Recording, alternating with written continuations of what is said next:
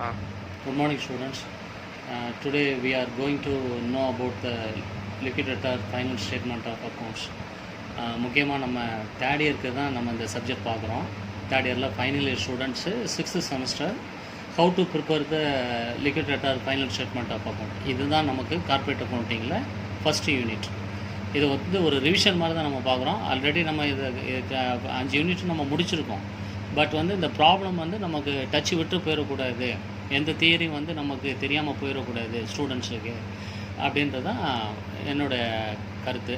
Okay, liquidator final statement of account. First வந்து liquidation of the company அப்படின்றது என்ன அப்படின்றது ஃபஸ்ட்டு தெரிஞ்சுக்கணும். A company is an artificial person. It can be created by law and ended by law. A company can be liquidated through the Companies Act 1956. If liquidation process are followed them, the company is said to be liquidated. அதாவது company வந்து சட்டத்தின் மூலமாகத்தான் இயற்றப்பட வேண்டும், சட்டத்தின் மூலமாகத்தான் கலைக்கப்பட வேண்டும் அப்படின்னு சொல்லியிருப்பாங்க. அதாவது வந்து லிக்விடேஷன் அப்படின்ற ப்ராசஸ் இல்லை, பட் வந்து கம்பெனி ஆக்ட் அப்படின்றது வந்து it is a winding up process அப்படின்னு சொல்லுவாங்க. ரெண்டும் ஒன்று தான். பட் வந்து இதுக்கு வந்து லிக்விடேட்டர் அப்படின்ற ஒரு ஆளை வந்து என்ன பண்ணுறாங்க, அப்பாயின்மெண்ட் பண்ணுறாங்க. So mode of the winding up, அதாவது லிக்விடேஷனில் வந்து எப்படி வந்து வைண்டிங் அப் பண்ணுறாங்க, எந்தெந்த மெத்தடில் வைண்டிங் அப் பண்ணுறாங்க அப்படின்றத நெக்ஸ்ட்டு பார்க்கலாம். Okay, modes of winding up அப்படின்னு சொல்லுவாங்க. அதாவது வந்து எந்தெந்த டைப்பில் வந்து கம்பெனி வந்து கலைக்கப்படலாம் அப்படின்னா, ஃபஸ்ட் வந்து கம்பல்சரி வைண்டிங் அப் அப்படின்னு சொல்லுவாங்க. அதாவது கட்டாயமாக வந்து கம்பெனி வந்து இழுத்து மூட வேண்டிய சூழ்நிலை அப்படின்னு. செகண்ட் வந்து வாலண்டரிங் வைண்டிங் அப். இந்த வாலண்டரிங் வைண்டிங் அப்லேயே வந்து 2 கேட்டகரியாக இருக்குது. அதாவது மெம்பர்ஸ் வாலண்டரிங் வைண்டிங் அப் அப்படின்னு சொல்லுவாங்க. ரெண்டாவது வந்து கிரெடிட்டார்ஸ் வாலண்டரிங் வைண்டிங் அப் அப்படின்னு சொல்லுவாங்க. Third one winding up under supervision of the court. கட்டாயமாக கோர்ட்டு மூலமாக கம்பெனி வந்து கலைக்கப்படுகிறது அப்படின்னு சொல்லி. இதில் மெயின் இம்பார்ட்டன்ஸ் பாயிண்ட்ஸ் என்ன அப்படின்னா, கம்பெனியோட கலைப்பாளர் என்பவர் யார், ஹூ இஸ் லிக்விடேட்டர். இது வந்து நமக்கு வந்து லாஸ்ட் இயரில் யூனிவர்சிட்டியில் வந்து ஒரு 2 இயர்ஸ் கொஸ்டின் வந்து இந்த ஷார்ட் கொஸ்டின்ஸ் பார்ட் பியில் கேட்டிருக்காங்க. லிக்விடேட்டர் அப்படின்ற கம்பெனி கலைப்பாளர் என்பவர் யார் அப்படின்னு கேட்குறாங்க.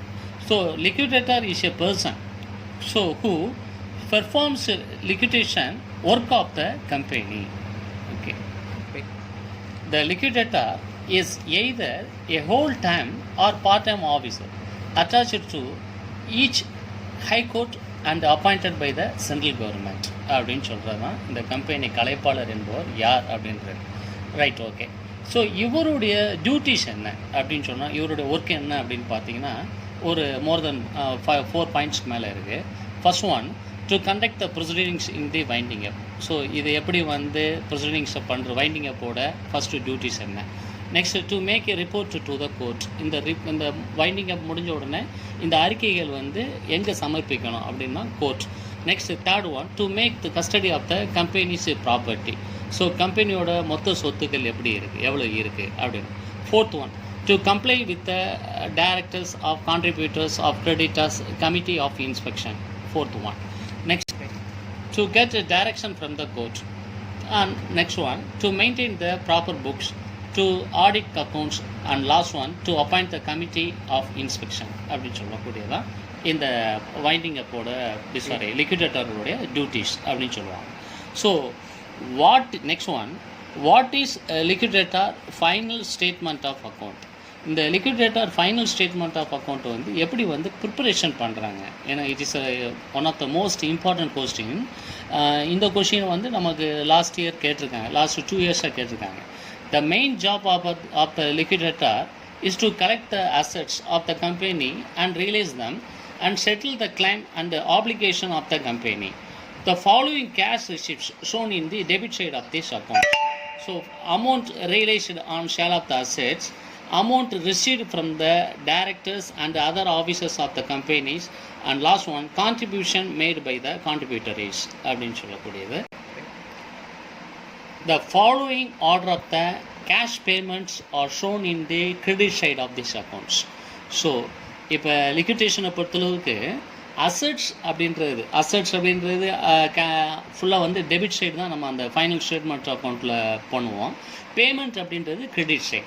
ஸோ அந்த பேமெண்ட்ஸ் அப்படின்றது ஆர்டர் ஆஃப் த பேமெண்ட், யார் யாருக்கெல்லாம் வந்து லைபிலிட்டிஸில் நம்மளுக்கு செட்டில்மெண்ட் பண்ணணும் அப்படின்றதில் ஃபர்ஸ்ட் ஒன் வந்து secured creditors, second one liquidation expenses, third one liquidator remuneration, fourth one debenture holder, fifth one preferential creditors, sixth one unsecured creditors, seventh one preferential shareholder, and last one equity shareholders. So equity shareholders, it is also known as ordinary shareholders, ordinary shares அப்படின்னு சொல்லுவாங்க. இதை நீங்கள் 5th செமஸ்டரில் நீங்கள் படிச்சிருப்பீங்க. equity shares, it is also known as ordinary shares அப்படின்னு சொல்லுவாங்க. இப்போ இதுக்கு கீ டு ஸ்டடி, இப்போ நம்ம இந்த 8 பாயிண்ட்டையும் வந்து நம்ம ஆர்டர் ஆஃப் த பேமெண்ட்டில் வந்து ஷார்ட் கையில் வந்து நம்ம எப்படி வச்சுக்கலாம் அப்படின்னா, ஃபர்ஸ்ட் ஒன் அப்படின்றது எஸ்சி அப்படின்னு சொல்லுவாங்க. எஸ்சி மீன்ஸ் வந்து செக்யூர்டு கிரெடிட்டர்ஸ். செகண்ட் ஒன் அப்படின்றது லிக்விடேஷன் எக்ஸ்பென்சஸ், அதாவது வந்து எல்இ அப்படின்னு சொல்லுவாங்க. தேர்டு வந்து லிக்விடேட்டர் ரெமுனரேஷன், அது வந்து எல்ஆர் அப்படின்னு சொல்லுவாங்க. ஃபோர்த் ஒன் வந்து DH, that means DH means debenture holder. And fifth one preferential creditors. Sixth one USC. இப்போ நம்ம புக்கிலலாம் நீங்கள் ஒரு மனோகர் சார் புக்கு, செல்வராஜ் புக்கெலாம் பார்த்தீங்கன்னா யூசின்னு போட்டிருப்பாங்க. நான் கொஞ்சம் உங்களுக்கு புரிகிறக்காண்டி வந்து அன்செக்யூர்டு கிரெடிட்டர்ஸ் யூஎஸ்சி அப்படின்னு வச்சுக்கிட்டேன். செவன்த் ஒன் வந்து ப்ரிஃபரன்ஷியல் ஷேர் ஹோல்டர், அதாவது பிஎஸ்ஹெச் அப்படின்னு சொல்கிறது தான் preferential share holder. And last one equity share holders. இதுதான் ஆர்டர் ஆஃப் த பேமெண்ட். இந்த ஆர்டர் ஆஃப் த பேமெண்ட்டில் வச்சு தான் இப்போ நம்ம வந்து இந்த கால்குலேஷன் ஆஃப் த ரெமுனரேஷன், லிக்விடேட்டருக்கு வந்து எப்படி வந்து ரெமுனரேஷன் வந்து கால்குலேட் பண்ணுறது, லிக்விடேட்டருக்கு வந்து எக்ஸ்பென்சஸ் வந்து எப்படி வந்து கம்பெனி வந்து எடுத்து கொடுக்குறாங்க அப்படின்றத நம்ம நெக்ஸ்ட் செக்ஷனில் பார்ப்போம். ஓகே, next write a short notes on liquidator remuneration. இப்போ what are the guidelines of remuneration, இது வந்து நமக்கு ஷார்ட் கொஸ்டினில் கேட்டிருக்காங்க பார்ட் பியில். அதாவது லாஸ்ட்டு ஒரு 2010-11 ஏப்ரல் 2017 கேட்டிருக்காங்க. ஃபஸ்ட்டு வந்து இந்த லிக்விடேட்டருக்கு உண்டான ஊதியங்கள் எப்படி கொடுக்குறாங்க அப்படின்னு பார்த்தீங்கன்னா, the liquidator is normally paid commission which is usually based on a percentage of the value of the assets realized of the amount paid to unsecured creditors. The calculating of liquidator remuneration following points. So first one, a fixed sum அப்படின்னு சொல்லுவாங்க. எப்படின்னா for example ரெமுனரேஷனே பார்த்தீங்கன்னா உங்கள் ப்ராப்ளத்தில் வந்து கொடுத்துருப்பாங்க. இப்போ நான் பின்னாடி வந்து ஒரு எக்ஸாம்பிள்ஸ் வந்து உங்களுக்கு ப்ராப்ளம் கொடுத்துருக்கேன். அதை வரும்போது ப்ராப்ளம் வரும்போது நான் சொல்கிறேன். The liquidator may be a fixed amount of the remuneration. Sometimes commissions அப்படின்றது எப்படி அவங்களுக்கு உண்டான கமிஷன்ஸ் வந்து எப்படி ரெமுனரேஷன் எப்படி போகுது அப்படின்னு பார்த்தீங்கன்னா, liquidator may be paid a commission on asset realized by him. For example, இப்போ சொத்தோட மதிப்பு வந்து ஒரு கம்பெனியோட மொத்த சொத்தோட மதிப்பு 2 லட்ச ரூபா இருக்குது அப்படின்னு சொன்னால், அந்த 2 லட்ச ரூபாய்க்கு அவங்க வந்து ஒரு பெர்சன்டேஜ் மாதிரி கொடுத்துருப்பாங்க. லிக்விடேட்டருக்கு உண்டான கமிஷன் வந்து ஒரு 3% கொடுங்க அப்படின்னு. அப்போ நம்ம கால்குலேஷன் வந்து என்ன சொல்லுவோம், அந்த 2 lakhsக்கு 3% அப்படின்னு சொல்லி நம்ம பார்ப்போம். இப்போ 2 lakhs அப்படின்னு சொல்லி நம்ம எழுதி கால்குலேட் பண்ணி ஒரு 3% அப்படின்றத பார்த்தோம்னா நமக்கு 6000 ரூபா கமிஷன் அப்படின்னு சொல்லி கிடைக்கிது. அப்போ அதை தான் வந்து அவன் சொன்னான், commission on assets realised. The liquidator may be paid a commission on assets realised by him. The reasons is that he makes an effort the realizing of the assets. When he sells the assets secured by the secured creditors, if he is paid the commission on total proceeds of each assets realized into percentage of the commission. இப்போ அதான் நான் சொன்னேன்ல, ஒரு 2 lakhs இருக்குது அப்படின்னு சொன்னால் 2 lakhsக்கு வந்து இப்போ 3% கமிஷன் அப்படின்னா 3/100 அப்படின்னு சொல்லி போட்டுருவாங்க. அதில் செகண்ட் பாயிண்ட்ஸ் அப்படின்ற தேர்ட் பாயிண்ட்ஸ் வந்து என்ன அப்படின்னா, கேஷ் அண்ட் பேங்க் பேலன்ஸ் அப்படின்னு சொல்லுவோம். இப்போ சம்டைம்ஸு இப்போ லிக்விடேட்டருடைய அசட்ஸ் வந்து 2 lakhs இருக்கும். பட் வந்து கம்பெனியோட அசட்ஸ் வந்து 2 lakhs இருக்குது. கேஷோட பேலன்ஸு, கம்பெனியோட கேஷ் பேலன்ஸு, பேங்க் பேலன்ஸ் அது ஒரு 5000 இருக்குது அப்படின்னு சொன்னால், அவங்க அந்த கமிஷனை வந்து என்ன செய்வாங்க அப்படின்னா, ஒன்லி ஃபார் த அசட் ரியலைஸில் மட்டும்தான் நீங்கள் எடுக்கணும் அப்படின்னு சொல்லியிருப்பாங்க. அப்போ நம்ம அந்த கேஷ் அண்ட் பேங்க் பேலன்ஸை நம்ம என்ன பண்ண முடியாது, கை வைக்க முடியாது. இப்போ 2 lakhs வந்து அசட்ஸ் இருக்குது, 5000 வந்து பேங்க் பேலன்ஸ் இருக்குது அப்படின்னு சொல்லியிருப்பாங்க. ஆனால் பட் வந்து கொஸ்டினில் வந்து 3% of the commission only for the asset realized, fixed assets realized அப்படின்னு சொல்லியிருப்பாங்க. அப்போ when the liquidator is paid the commission on assets realized, he is not paid the commission on cash and bank balance under otherwise stated அப்படின்னு சொல்லி கொடுத்துருக்குறது. Next preferential creditors, இது ரொம்ப importance தம்பி. பின்னாடி வந்து நமக்கு வந்து இதில் ஒரு கொஸ்டின்ஸே வரும், who are the preferential creditors அப்படின்னு சொல்லி வரும். இப்போ ப்ரிஃபரன்ஷியல் கிரெடிட்டர்ஸுக்கு ரெமுனரேஷன்ஸ் வந்து எப்படி வந்து அதை வச்சு எப்படி லிக்விடேட்டருக்கு ரெமுனரேஷன் கொடுக்குறாங்க அப்படின்னு பார்த்தீங்கன்னா, liquidator remuneration, it is based on the amount paid to unsecured creditors. At the same time, preferential creditors are also taken into the account because they are also unsecured creditors. Unsecured creditors means அதில் எப்படி நமக்கு commission எப்படி calculate பண்ணுறது அப்படின்றது, அதில் 2 category இருக்குது. ஒன்று amount அவைலபிளாக இருந்தால் எப்படி நம்ம கால்குலேட் பண்ணலாம். At the same time, amount available is not sufficient. At the same time, make the unsecured creditor, the commission is calculated as follows. அப்படின்னு வந்தால் அது எப்படி பண்ணுறது அப்படின்னா, இட்ஸ் ரொம்ப it's simple easy way. If the amount available is sufficient to make the full payment of unsecured creditors, the commission is calculated as follows. Amount available into percentage of the commission. இப்போ example 3% commissions அப்படின்னா 3/100 அப்படின்னு சொல்லி நம்ம எடுத்துருப்போம் unsecured கிரெடிட்டர்ஸில். At the same time, amount available is not sufficient to make payment to unsecured creditors. At the same time, the commission is calculated as follows. Amount available into percentage of the commission by 100 plus percentage of the commission. Example, 3% of the commission means 3/103. இப்போ 2% of the commission means 2/102. 1.5% அப்படின்னா 1.5 divided by 101.5 அப்படின்னு சொல்லி calculate பண்ணணும். Problem வரும்போது உங்களுக்கு அது கரெக்டாக இருக்கும், புரியும் நினைக்கிறேன். இப்போ எக்ஸாம்பிள்ஸ் தம்பி, a limited company went into voluntary liquidation in the following liabilities. Trade creditors, trade கிரெடிட்டர்ஸ்னால் வர்த்தக கடன், அது வந்து ஒரு 12,000. Bank over draft 20,000. கேபிட்டல் அப்படின்றது 10,000 preference shares of ₹10 each, ₹7 called up, அதோட அமௌண்ட் வந்து 70,000. இது பே பண்ண வேண்டிய அமௌண்ட்டு. 10,000 ஆர்டினரி ஷேர்ஸ், நான் ஏற்கனவே சொல்லியிருக்கேன். Equity shares it is also known as called ordinary shares.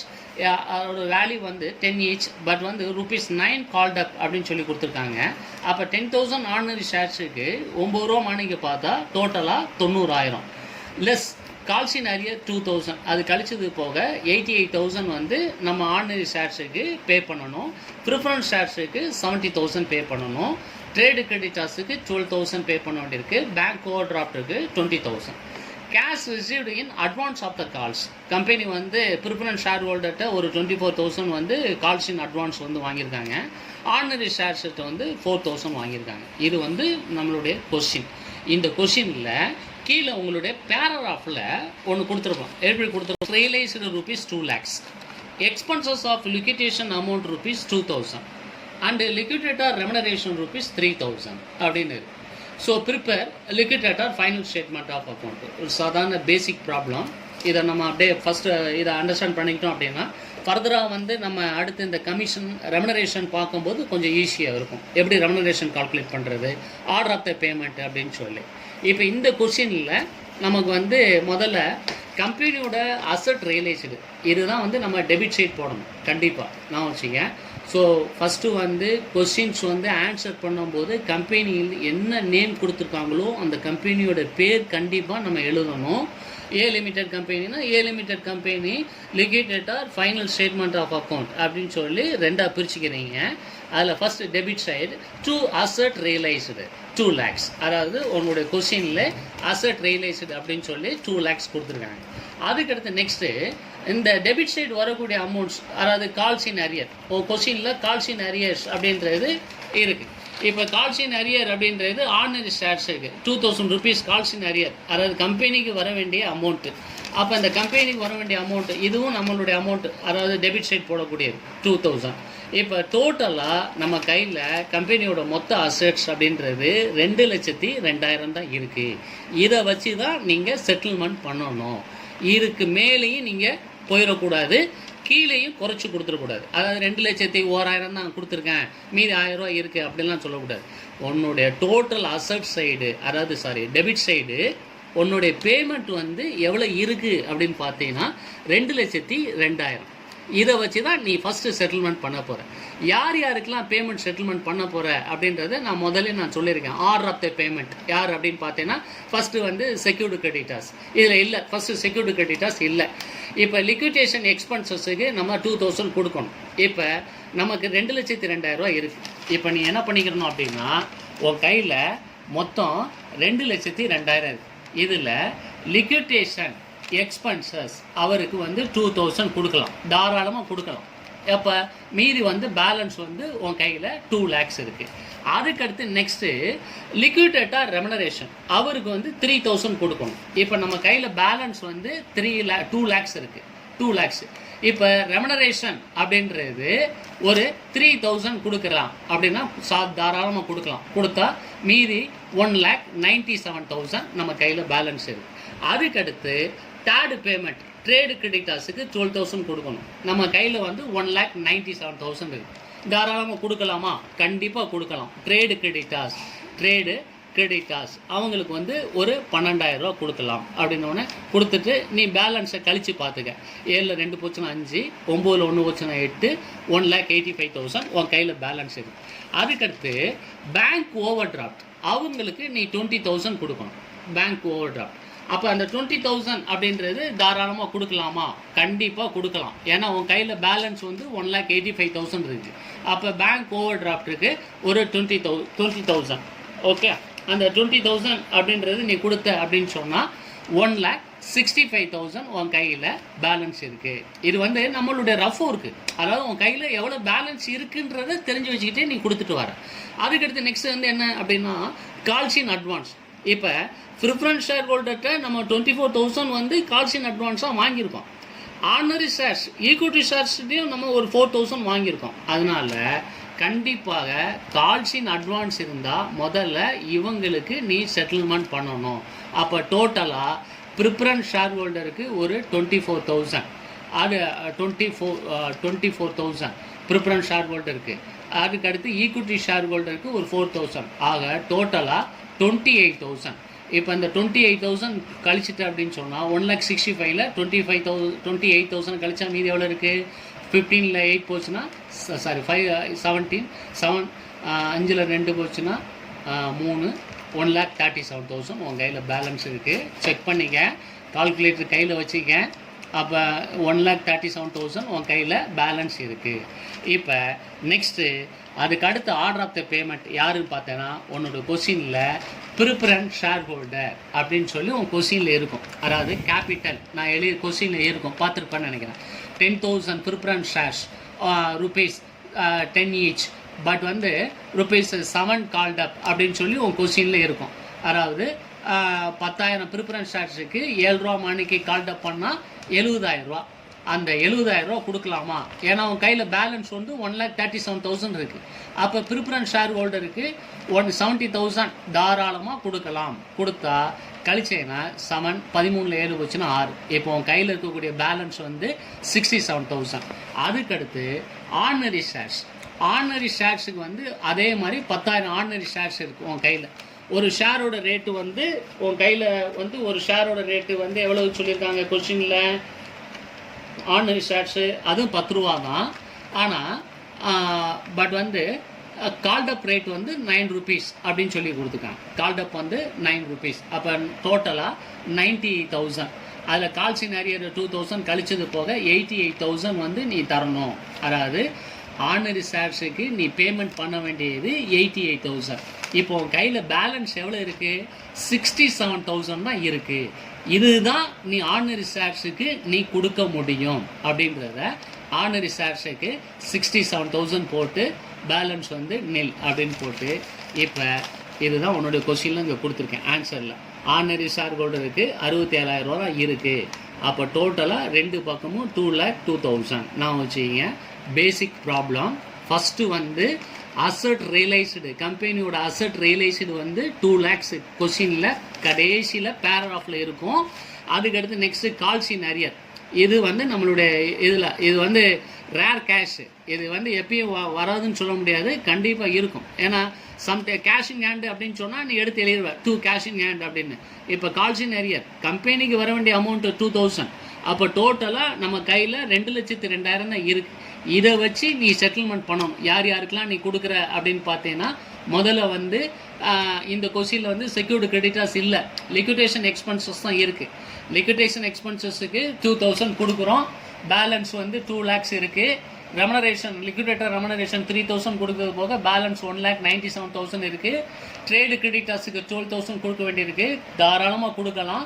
மீதி பேலன்ஸ் வந்து ரிமைனிங் பேலன்ஸ் 1,85,000 இருக்குது. பேங்க் ஓவர் டிராஃப்ட் அவங்களுக்கு வந்து 20,000 வந்து செட்டில்மெண்ட் பண்ண வேண்டியிருக்கு. தாராளமாக கொடுக்கலாம். 1,65,000 பேலன்ஸ் இருக்குது. அதுக்கடுத்து நெக்ஸ்ட்டு கால்ஸ் இன் அட்வான்ஸ், அதாவது கம்பெனி வந்து வாங்கியிருக்கான். ப்ரிஃபரன்ஸ் ஷேர் ஹோல்டர்கிட்ட ஒரு 24,000, equity shareholder ordinary share ஹோல்டர்கிட்ட ஒரு 4,000 கால்ஸ் இன் அட்வான்ஸ் வந்து வாங்கியிருக்கான் கம்பெனி. மொத்தம் டோட்டலாக 28,000. அப்போ அந்த 28,000 வந்து கழிச்சிட்டோம் அப்படின்னா கண்டிப்பாக கொடுக்கலாம். ஏன்னா நம்ம கையில் பேலன்ஸ் 1,65,000 இருக்குது. அப்போ கழிச்சேன்னா பேலன்ஸ் வந்து 1,37,000. அதுக்கடுத்து நெக்ஸ்ட்டு ப்ரிஃபரன்ஸ் ஷேர் ஹோல்டருக்கு நம்ம வந்து 10,000 ப்ரிஃபரன்ஸ் ஷேர் ஹோல்டர். ஒரு ஷேரோட ரேட்டு 10 ரூபா, ஆனால் கால்ட் அப் ரேட் வந்து 7 ரூபா தான். டோட்டலாக பே பண்ணது 70,000. அந்த 70,000 கழிச்சிட்டேன்னா பேலன்ஸ் இருக்கக்கூடியது 67,000. இந்த 67,000 வச்சு யாருக்கு கடைசியாக செட்டில்மெண்ட் பண்ணுற அப்படின்னா ஆர்டினரி ஷேர் ஹோல்டர். உன்னுடைய ஆர்டர் ஆஃப் த பேமெண்ட்லேயே பார்த்தீங்கன்னா ஈக்விட்டி ஷேர் ஹோல்டர் நான் கொடுத்துருப்பேன். ஆர்டினரி ஷேர் ஹோல்டருக்கு நம்ம கொடுக்க வேண்டிய அமௌண்ட் வந்து 88,000. ஆனால் நம்ம கையில் இருக்கிறது 67,000 தான் இருக்குது. இதுதான் நம்ம கொடுக்க முடியும். ஏன்னா டோட்டலாகவே நம்ம கையில் 2,02,000 தான் இருக்குது. அதை வச்சு தான் நம்ம செட்டில்மெண்ட் பண்ண முடியும். ஓகே ஸ்டூடெண்ட்ஸ், இதில் ஏதாவது டவுட் இருக்குது அப்படின்னு சொன்னால் எனக்கு வாட்ஸ்அப் நம்பருக்கு உங்களுக்கு எந்த இடத்துல டவுட் இருக்கோ அந்த இடத்துல கொஸ்டின் வந்து நீ ஆடியோ ரெக்கார்டிங் மூலமாக நீ அனுப்பு. இதை வச்சு பேசிக்காக வச்சு அடுத்து நெக்ஸ்ட் கிளாஸில் நாளைக்கு காலையில் அடுத்து ஒரு 2 ப்ராப்ளம் இது லிக்விடேஷனில் உனக்கு ஒர்க் அவுட் பண்ணி காமிக்கிறேன். அதில் கமிஷன் ரெமனரேஷன் வந்து எப்படி கால்குலேட் பண்ணுறது அப்படின்னு சொல்லி இது வந்து நம்ம ஒரு ரீகால் பண்ணுறது தான். உனக்கு வந்து மறந்துடக்கூடாது. ஏன்னா பேசிக் ப்ராப்ளம் இதில் உனக்கு டவுட் இருக்குது அப்படின்னு சொன்னால் தாராளமாக காண்டாக்ட் பண்ணு வாட்ஸ்அப் நம்பரில். ஃப்ரெண்ட்ஸு சர்க்குலேஷனில் யார் யார் இல்லை அப்படின்னாலுமே அவங்களுக்கு உனக்கு தெரிஞ்ச நம்பர்ஸுக்கு இப்போ எனக்கு வந்து குரூப்பில் இருக்கக்கூடிய ஆளுகளுக்கு மட்டும்தான் நான் அனுப்பியிருக்கேன். அவங்க உங்களுடைய ஃப்ரெண்ட்ஸ் சர்க்குலேஷனுக்கு அனுப்புங்க. கண்டிப்பாக யூஸ் பண்ணு. டைமை வந்து கரெக்டாக யூட்டிலைட் பண்ணிக்க. ஏன்னா எந்த இதையும் விட்டுறாத. ஏன்னா தியரி இதெல்லாம் வந்து ரொம்ப இம்பார்ட்டன்ஸ். அதனால தான் உனக்கு ஸ்டார்டிங்லேருந்தே திருப்பி ஒரு ரீகால் பண்ணுற மாதிரி லிக்விடேட்டர் ஃபைனல் ஸ்டேட்மெண்ட் ஆஃப் அக்கௌண்ட்ஸ்னால் என்ன, லிக்விடேட்டர்னா என்ன, லிக்விடேஷன் அப்படின்றது என்ன, கம்பெனி ஆக்ட் 1 வேர்டில் கேட்பான். கம்பெனி ஆக்ட் அப்படின்றது 1956 அப்படின்றது 1 வேர்டில் ஆப்ஷன்ஸில் இருக்கும். ஆர்டர் ஆஃப் த பேமெண்ட்டில் இருக்கும்.